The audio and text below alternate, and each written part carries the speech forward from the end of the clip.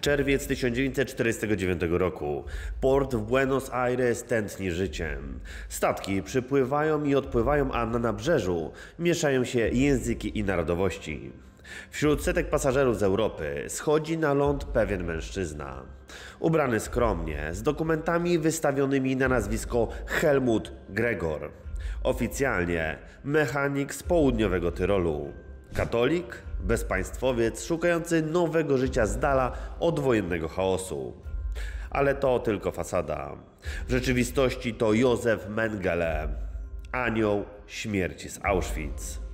Lekarz, który własnoręcznie wysyłał dzieci do komór gazowych, który wstrzykiwał fenol w serca bliźniąt, który przeprowadzał przerażające eksperymenty na ludzkim ciele, nie mrugając okiem. Teraz wolny człowiek, gotów rozpocząć nowe życie pod słońcem Ameryki Południowej. Jak to możliwe, że jeden z najbardziej poszukiwanych zbrodniarzy wojennych świata, człowiek, którego imię budziło grozę w całej Europie, przez blisko 35 lat zdołał unikać sprawiedliwości? I dlaczego niemiecka ambasada w Buenos Aires, zamiast wydać go w ręce władz, pomogła mu odzyskać prawdziwą tożsamość? Zanim Józef Mengele wszedł do oceanu po raz ostatni, zdążył jeszcze... ale o tym za chwilę.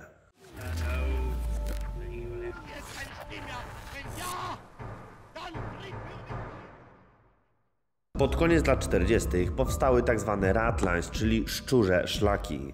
Tajne trasy przerzutowe, którymi zbrodniarze nazistowscy uciekali z Europy. Jak ujął to słynny łowca nazistów Simon Wiesenthal, Ameryka Południowa stała się dla nich przylądkiem dobrej nadziei. Miejscem schronienia przed wymiarem sprawiedliwości. Uciekinierom pomagały sieci dawnych SS-manów, ale również życzliwi duchowni katolicy. Ważną rolę odegrał tutaj austriacki biskup Alois Hudal, który pomagał nazistom w uzyskaniu nowych tożsamości dokumentów. Dzięki tej pomocy Adolf Eichmann wyjechał do Argentyny jako Ricardo Clement, a Józef Mengele stał się Helmutem Gregorem, rzekomo katolikiem z Tyrolu Południowego. Podawano, że Gregor jest Volksdeutschem, czyli niemieckim mieszkańcem Włoch i jako bezpaństwowiec miał prawo do paszportu Czerwonego Krzyża. Józef Mengele, osławiony anioł śmierci z Auschwitz, pod koniec wojny zrobił wszystko, by uniknąć odpowiedzialności za swoje zbrodnie. Gdy w styczniu 1945 zbliżała się Armia Czerwona, Mengele ucieka z Auschwitz do obozu Gross-Rosen. 8 maja 1945 Mengele zostaje schwytany przez aliantów w rejonie Bawarii, gdzie przebywał pod fałszywym nazwiskiem Fritz Hollmann jako zwykły żołnierz Wehrmachtu. Nie został jednak rozpoznany, a uratował go jedynie przypadek, bowiem nie miał wytatuowanego numeru SS, a jego nazwisko nie znajdowało się jeszcze na listach zbrodniarzy wojennych. Po kilku miesiącach zostaje zwolniony z amerykańskiego obozu jenieckiego. Mengele pozostawał w Niemczech Zachodnich, głównie w rejonie Bawarii, korzystając z pomocy rodziny i dawnych znajomych z SS. Często zmieniał miejsca pobytu, żył w konspiracji, posługując się różnymi tożsamościami. W 1948 jego prawdziwa tożsamość była już znana aliantom. Międzynarodowe listy gończe zaczęły pojawiać się pod koniec lat 40., ale Niemcy były w chaosie powojennym i systemy identyfikacyjne były po prostu niedoskonałe. Pod koniec lat 40. nie mógł już dłużej czekać. W 1949 Mengele dotarł do Włoch, gdzie w Rzymie uzyskał niezbędne dokumenty, prawdopodobnie przy wsparciu duchownych i organizacji charytatywnych. Międzynarodowy Czerwony Krzyż wystawił mu tymczasowy paszport na nazwisko Helmut Gregor, podając fikcyjne włoskie pochodzenie i wyznanie katolickie. Posługując się tym dokumentem, Mengele wsiadł 20 czerwca 1949 roku na statek Nord King w Genui i wyruszył w drogę do Ameryki Południowej.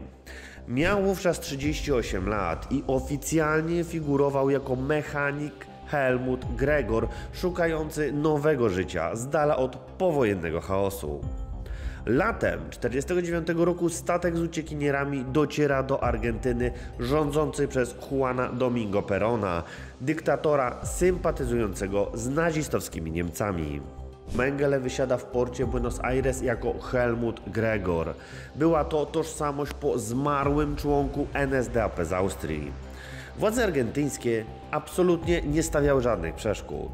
Kraj ten chętnie przyjmował nazistów, licząc, że wykwalifikowani Europejczycy pomogą w modernizacji państwa. Według ujawnionych archiwów, argentyńska policja wydała Mengelemu dokument tożsamości na nazwisko Gregor wkrótce po jego przybyciu. Przez pierwsze tygodnie ten pozostaje ostrożny. Mieszkał początkowo w hotelu w Buenos Aires, a następnie przeniósł się do domu Gerarda Molbronka, niemieckiego emigranta zarządzającego funduszami nazistów w Argentynie. To pokazuje, że już na miejscu działała sieć wsparcia dawnych nazistów, zapewniając nowo przybyłym środki do życia, bezpieczne schronienie i kontakty. Przez tę siatkę przepływały także ogromne fundusze. Część pieniędzy zrabowanych przez nazistów trafiała właśnie do Ameryki Południowej, by finansować tamtejszych uciekinierów i firmy zakładane przez niemiecką diasporę. W Argentynie Józef Mengele początkowo żył stosunkowo otwarcie, choć pod przybraną postacią. Korzystał ze wsparcia finansowego swojej zamożnej rodziny. Wkrótce podjął pracę jako południowoamerykański przedstawiciel swojej rodzinnej firmy Karl Mengele & Sony, która produkowała maszyny rolnicze. Dzięki temu miał legalne źródło dochodu i doskonałe wytłumaczenie dla swojego pobytu. W oczach otoczenia był po prostu niemieckim handlowcem od maszyn rolniczych. Mengele korzystał z wygód, jakie oferowało życie w powojennym Buenos Aires. Otoczony innymi emigrantami z Niemiec mógł pozwolić sobie na towarzyskie spotkania i rozrywki. Biografowie wspominają, że w pierwszych latach korzystał z uroków wielkomiejskiego życia. Chodził do opery, zajadał się argentyńskimi stekami, bywał nawet w lokalach rozrywkowych. Wciąż jednak pozostawał ostrożny. Unikał nadmiernego rozgłosu i utrzymywał kontakty głównie z kręgami niemieckiej diaspory oraz innymi zbiegłymi nazistami, którzy tworzyli nieformalną kolonię w Argentynie. Przełom następuje w 1956 roku, kiedy poczuł się na tyle bezpiecznie, by spróbować wyjść z cienia. W listopadzie Helmut Gregor stawia się w ambasadzie RFN w Buenos Aires i prosi o wydanie swojego aktu urodzenia, ujawniając, że jest Józefem Mengele.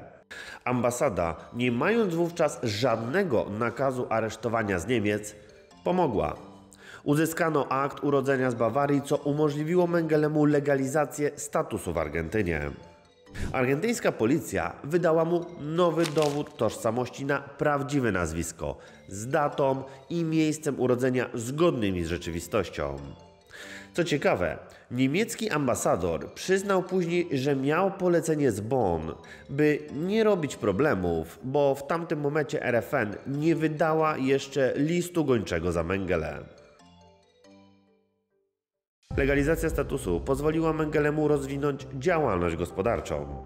W 1957 zarejestrował w Buenos Aires firmę farmaceutyczno-chemiczną Fadrofarm, w której większościowe udziały objęło przedsiębiorstwo jego rodziny z Bawarii. Kapitał początkowy przysłała mu z Niemiec rodzina Mengele, zapewniając mu finansowe zaplecze. Józef Mengele prowadził tę firmę pod własnym nazwiskiem, co pokazuje jego śmiałość i przekonanie o totalnej bezkarności. W drugiej połowie lat 50. Mengele żył w Argentynie niemal jawnie jako szanowany przedsiębiorca. Jego życie prywatne również uległo zmianie. Nigdy nie sprowadził do Argentyny pierwszej żony Irene ani syna Rolfa. Małżonkowie rozwiedli się w 1954 roku, natomiast w 1958 ożenił się ponownie. Kto został jego wybranką? Została nim Marta Mengele, wdowa po młodszym bracie Józefie.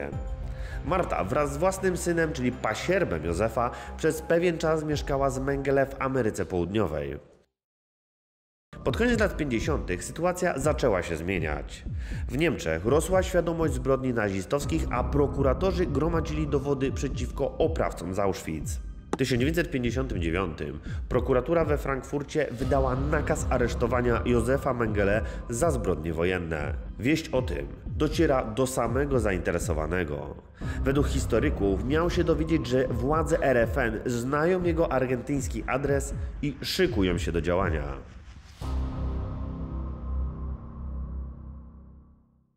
Zbieg zbierał więc środki i przygotowywał kolejną ucieczkę. Jeszcze właśnie w 1959 udało mu się uzyskać paragwajskie obywatelstwo pod własnym nazwiskiem, korzystając z przychylności dyktatorskiego reżimu. Paragwaj był wówczas równie gościnny dla nazistów co peronowska Argentyna. Decydujący moment nastąpił w maju 1960 roku. Izraelski wywiad Mossad schwytał w Buenos Aires Adolfa Eichmanna, ukrywającego się tam od lat pod nazwiskiem Clement. Operacja ta wstrząsnęła społecznością nazistowskich uchodźców w Argentynie. Mengele słusznie obawiał się, że on może być następny na celowniku. W pośpiechu zbiegł z Argentyny, opuścił swój dom w Buenos Aires i przeniknął przez granicę do Paragwaju już w 1960 roku. Niektóre relacje podają, że zrobił to dosłownie kilka tygodni po porwaniu Eichmanna. Rząd Paragwaju zapewnił mu ochronę i możliwość ukrycia się pod przybraną tożsamością na prowincji. Izraelczycy również mieli Mengelego na oku.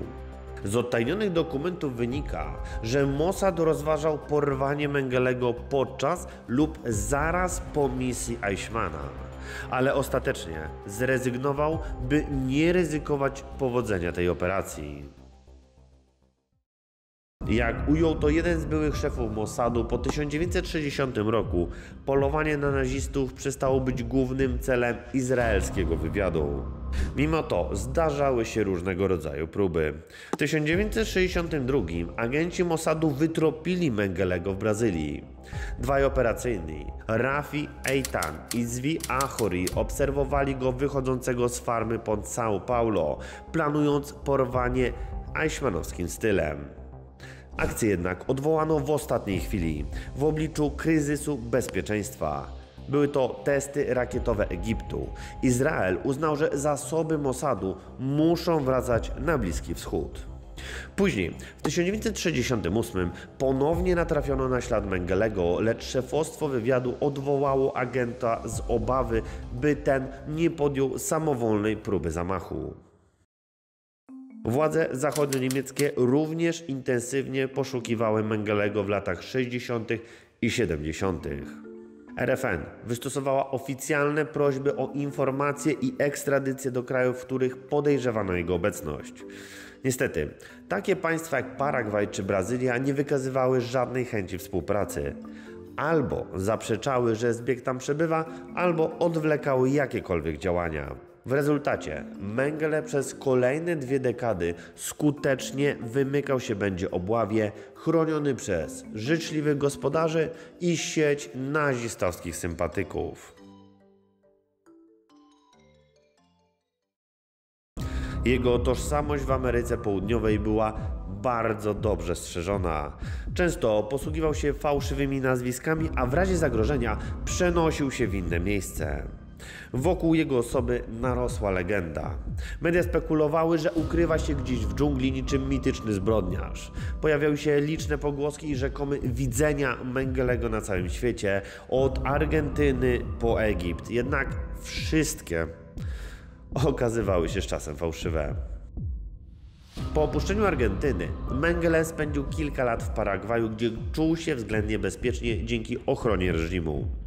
Osiadł na pewien czas na farmie, jednak już w 1961 przeniósł się do Brazylii, obawiając się, że nawet Paragwaj nie gwarantuje mu pełnej nietykalności. W Brazylii ukrywał się na prowincji pod różnymi tożsamościami. Mieszkał chociażby u Gity i Gezy Sztamerów, imigrantów z Europy. Tam podawał się za Szwajcara Petera Hochhiblera. Gdy gospodyni przypadkiem rozpoznała go ze zdjęcia w gazecie, Mengele przyznał się, kim jest i przekonał ją, by go po prostu nie wydawała. Co więcej, wkrótce potem na farmę sztamerów przyjeżdża emisariusz z niemieckiej firmy Mengele i oferuje sporą sumę pieniędzy w zamian za milczenie oraz dalsze ukrywanie zbiegłego zbrodniarza. Nazistowska siatka wciąż więc czuwała nad swoim podopiecznym. Mengele zmieniał kryjówki i nazwiska jeszcze kilkukrotnie. W latach 70. mieszkał w São Paulo, używając na przykład nazwiska Wolfgang Gerhard na nazwisko prawdziwego Austriaka, od którego otrzymał dokumenty. Cierpiał jednak na pogarszające się zdrowie, był osamotniony i sfrustrowany. Miewał udary i problemy neurologiczne. Mimo to do końca życia nie okazał skruchy ani zrozumienia dla ogromu swoich zbrodni. W swoich notatkach, które pisał w ukryciu, przedstawiał się niemal jako ofiara powojennego prześladowania. Ironią losu, Józef Mengele nigdy nie został postawiony przed sądem. 7 lutego 1979 roku, mieszkając pod fałszywym nazwiskiem w Brazylii, Mengele wybrał się z przyjaciółmi na plażę w miejscowości Bertioga. Podczas kąpieli w oceanie doznał zawału serca, zaczął tonąć i mimo prób ratunku utonął w wieku 67 lat. Został pochowany na lokalnym cmentarzu pod nazwiskiem Wolfgang Gerhard w celu zatajenia prawdziwej tożsamości. O jego śmierci wiedziało tylko wąskie grono. Rodzinę w Niemczech zawiadomiono listownie, prosząc o absolutną dyskrecję. Przez kolejne lata świat wciąż szukał anioła śmierci, nie wiedząc, że leży on już w grobie. Dopiero w 1985, po upadku dyktatur w Ameryce Południowej, brazylijska policja odnalazła grób Mengelego i ekshumowała szczątki. Badania dentystyczne, a w 1992 również testy DNA, definitywnie potwierdziły tożsamość zwłok. Zbiegły lekarz z Auschwitz faktycznie zmarł w 1979. Ta sensacyjna wówczas wiadomość położyła kres jednej z najdłuższych powojennych obław na zbrodniarza wojennego. Mengele przez blisko 35 lat żył na wolności, prowadząc firmy, podróżując, a nawet spotykając się z rodziną, podczas gdy tysiące jego ofiar nigdy nie doczekały się sprawiedliwości. W Argentynie, Paragwaju i Brazylii Mengele korzystał z sieci sympatyków, od duchownych po dawnych nazistów. Najnowsze badania i odtajnione archiwa, czyli chociażby argentyńskie i niemieckie, potwierdzają, że kilka krajów wiedziało o Mengele więcej, niż dotąd się wydawało. Zanim uciekniecie, stop. Dobra, jeżeli jesteście, super. Bardzo Wam dziękuję, że jesteście, ponad 23 000 subów, dla nas zarąbisty wynik. Ale chcemy więcej, dlatego założyliśmy Instagrama, no i potrzebujemy Was tam. Musicie tam wchodzić? Musicie. Dlaczego? Dlatego, że tam będą nowe, ciekawe treści, a to, co będę tam umieszczał, to moje podróże po Polsce i opowiadanie Wam o bardzo lokalnej historii. Zamki, pałace, grobowce, zresztą nie będę Wam spoilerował. Wchodźcie, oglądajcie, bo praktycznie codziennie jest jakiś nowy materiał. Każdy komentarz pod naszym filmem pomaga nam też na YouTubie troszeczkę walczyć z algorytmami, które niekoniecznie nas lubią. No bo cóż, treści przekazujemy takie, jakie przekazujemy, ale myślę, że warto. Subskrybujcie, pamiętajcie, że jesteśmy na Patronite, na Buy Coffee, a każde Wasze wsparcie jest dla nas ogromną pomocą. Dziękuję, że jesteście, dajcie znać, jak podobał Wam się odcinek i do zobaczenia.